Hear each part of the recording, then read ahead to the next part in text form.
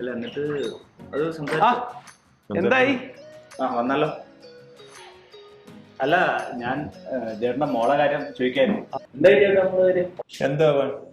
ഞാനത് പറ്റില്ല എന്ന് ഉറപ്പിച്ചു പറഞ്ഞു. അതെന്താ പറ്റില്ലെന്ന് പറയാൻ കാരണം? അത് ലവ് മാരേജ്. അതും പോരാഞ്ഞിട്ട് നാട്ടുകാരെ മുന്നിൽ എന്നെ നാണം കെടുത്താനായിട്ട് ഏറ്റവും സിമ്പിൾ ആയിട്ട് നടത്തണം. നടന്നത് തന്നെ. ഇത്രക്ക് പിടിവാശി വേണോ? ഇതൊക്കെ ഈ കാലത്ത് സർവ്വസാധാരണല്ലേ?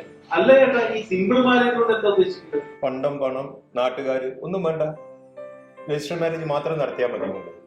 എനിക്കത് അംഗീകരിക്കാൻ കഴിയില്ല. അതൊരു നല്ല കാര്യമല്ലേ? അതിനാണ് ഇത്ര വാശി. ഈ എന്താണ് ഈ പറയണത്? ഇത്രയും ഹൈ സ്റ്റാറ്റസ് ഉള്ള ചേട്ടന്റെ ഒരേ ഒരു മോളുടെ കല്യാണം സിമ്പിൾ ആയിട്ട് രജിസ്റ്റർ മാരേജ് ചെയ്യാൻ പറഞ്ഞു. എനിക്ക് ചിന്തിക്കാനേ വയ്യ.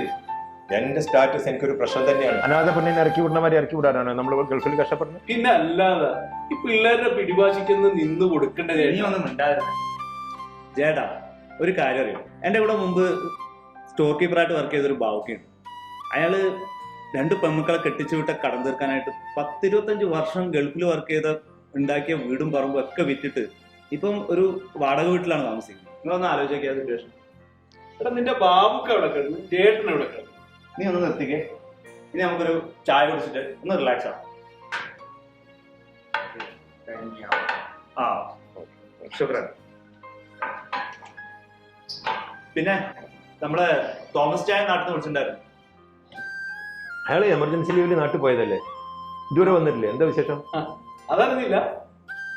അങ്ങയുടെ മോൾ ആരുടെ കൂടെ ഒളിച്ചോടി പോയത്? അത് നല്ല കാര്യം. പിന്നെന്താ? ചായ വിളിച്ചപ്പോഴല്ലേ കാര്യം അറിഞ്ഞത്. അത് ചേട്ടന്റെ മോളുടെ കാര്യം പറഞ്ഞ പോലെ തന്നെയാണ്. എന്താണെന്ന് വെച്ചാല്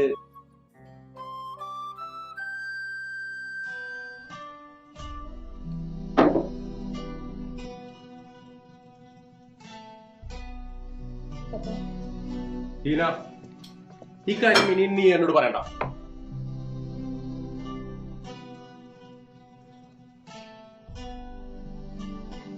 നിങ്ങൾ ഈ ആവശ്യമില്ലാത്ത കാര്യങ്ങൾ ആലോചിച്ച് വെറുതെ അസുഖമൊന്നും വരുത്തി വെക്കണ്ട. അപ്പൊ എന്തിനെങ്ങനെ ദേഷ്യപ്പെടുന്നേ? ഞാൻ ആരെങ്കിലും കൊന്നോ? നിങ്ങൾ എന്തുവായി പറയുന്നത്? മിണ്ടരുത്. മകൾക്ക് കൂട്ടുവെക്കാൻ ഒരു അമ്മേ. ഇത്രയായാലും അവള് നമ്മുടെ മോളല്ലേ. പണ്ടത്തെ കാലമൊന്നും അല്ലത്. എന്നാ പിന്നെ മോളെ താളത്തിനൊത്ത് ഞാനും തുള്ളാം നിന്നെ പോലെ. അപ്പൊ എന്തിനാ എന്നോടുള്ള ദേഷ്യം അമ്മയോടുത്ത് തീർക്കുന്നേ? ഞാൻ എന്റെ കല്യാണക്കാരില്ലേ പറഞ്ഞോളൂ. അതെ, അത് തന്നെയാണ് പ്രശ്നം. എന്ത് പ്രശ്നം? വളരെ കുറഞ്ഞ ചെലവിൽ കല്യാണം കഴിക്കുന്നതോ? നിനക്കതൊക്കെ പറയാം. അപ്പനമ്മമാരുടെ വിഷമം നിനക്ക് മനസ്സിലാവില്ലല്ലോ. മോളെ, ഇനി പപ്പ പറയുന്ന പോലെ നീ കേക്ക്. അതാ നമുക്ക് നല്ലത്. ഇത്ര നേരം എന്റെ കൂടെ സപ്പോർട്ട് ചെയ്ത അമ്മ തന്നെയാണ് ഈ പറയുന്നത്. ഞാൻ രജിസ്റ്റർ മാരേജ് ചെയ്ത എന്താ പ്രശ്നം? അങ്ങനെ ആരും ഇല്ലാതെ കെട്ടിച്ചു വിടാനല്ല നിന്നെ ഇത്രയും നാൾ ഞങ്ങൾ വളർത്തി വലുതാക്കിയത്. പപ്പ പറയുന്നത് എനിക്ക് മനസ്സിലാവുന്നില്ല. എനിക്ക് നാട്ടുകാരുടെ മുമ്പിൽ അന്തസ്സുണ്ട്. ആ അന്തസ്സ് നിലനിൽക്കുന്ന രീതിയിൽ തന്നെ നിന്നെ കല്യാണം കഴിച്ചു വിടും. എന്ത് അന്തസ്സ് പപ്പ? ലക്ഷങ്ങൾ മുടക്കിയിട്ട് കല്യാണം നടത്തുന്നതോ? അത് അമ്മ പറയാറുള്ള പോലെ 100 പവനിട്ടിട്ട് നാട്ടുകാരുടെ മുമ്പിൽ ഷോ നടത്തുന്നതോ? നീ എന്തു മോളെ പറയുന്നത്? അങ്ങനെയൊക്കെ കാണാൻ എല്ലാ അച്ഛനമ്മമാർക്കും ആഗ്രഹങ്ങളാണ്, ഞങ്ങൾക്കും ഉണ്ട്. അതൊക്കെ നല്ല കാര്യം തന്നെ. പക്ഷെ ഇതിന്റെ കടം തീർക്കാൻ നടക്കുന്ന അപ്പനമ്മനെ കാണാൻ എനിക്ക് ആഗ്രഹമില്ല. നീ എന്താ പറഞ്ഞു വരുന്നത്? നിന്റെ കല്യാണം നടത്താൻ എന്റെ കയ്യിൽ കാശില്ലെന്നോ? അങ്ങനെയല്ല പപ്പ. ഒരു ബാധ്യത തീർക്കുന്ന പോലെയാണ് എന്റെ കല്യാണം നടത്തേണ്ടത്. അത് ഈ നാട്ടുകാരെ കാണിക്കാൻ.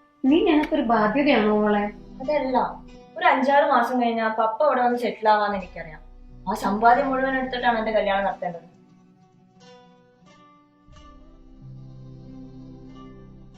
അതല്ല പപ്പ, ഇത് ഞാനും അമലും ഒരുമിച്ചെടുത്തൊരു തീരുമാനമാണ്. ആരും ബുദ്ധിമുട്ടിക്കാതെ നമുക്ക് വേണ്ടപ്പെട്ട ആൾക്കാരെല്ലാവരും കൂടിയിട്ട് ഒരു രജിസ്റ്റർ മാരേജ്. അതുപോലെ നമ്മുടെ മോളുടെ ആഗ്രഹമല്ലേ, ഒന്ന് സമ്മതിക്കുന്നേ പ്ലീസ്. ഓൾ പറഞ്ഞത് പപ്പക്ക് മനസ്സിലാവാഞ്ഞിട്ടല്ല. നമ്മൾ ഈ ജീവിക്കുന്ന സമൂഹത്തില്. എന്ത് സമൂഹം? നമുക്ക് നമ്മുടെ സന്തോഷം നോക്കിയാ പോരെ. ശരി, എങ്കിൽ മോൾ അമ്മയോട് വരാൻ പറ. പപ്പൻ സംസാരിക്കട്ടെ.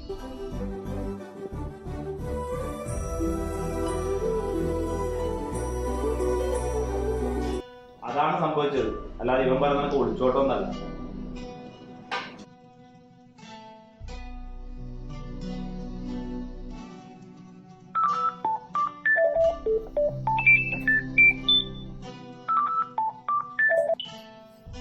ഹലോ.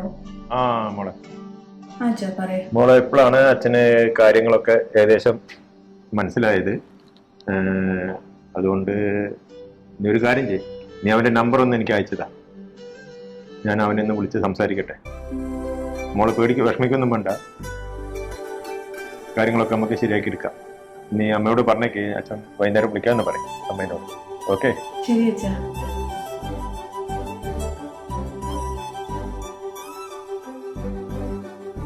നമ്മളെ മക്കള് മാറ്റങ്ങൾക്ക് തിരി കൊടുക്കുമ്പോൾ നമുക്ക് അതിന്റെ കുറവ് അല്ലേ?